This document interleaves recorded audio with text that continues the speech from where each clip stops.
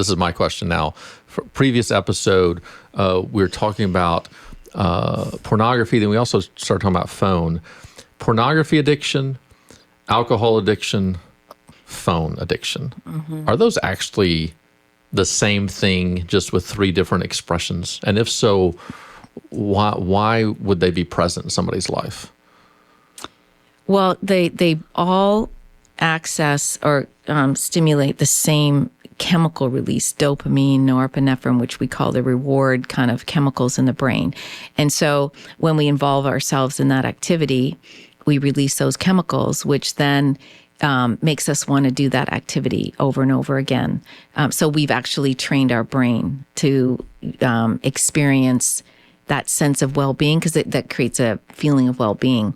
So when we involve ourselves in that activity, we release that chemical, makes us feel good, and it makes us want to do that activity. So the more and more and more you use that same activity, the wider and wider that pathway in your brain gets.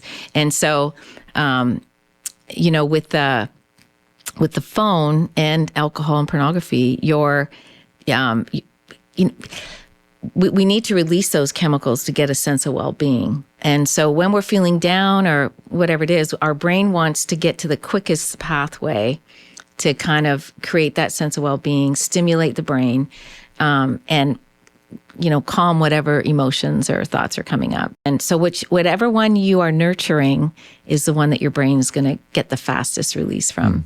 And so science is showing that the phone, that it stimulates those the same dopamine, norepinephrine, serotonin, those kind of calming but also exciting chemicals it's like a shot to the brain. And so it works just like cocaine in the brain or heroin. It's very similar, which is why the more you do it, you start to develop a tolerance in your brain. So you need more and more, which is why you end up spending more and more time on the phone or more and more time in pornography. And that's where it starts to control you and take over your life.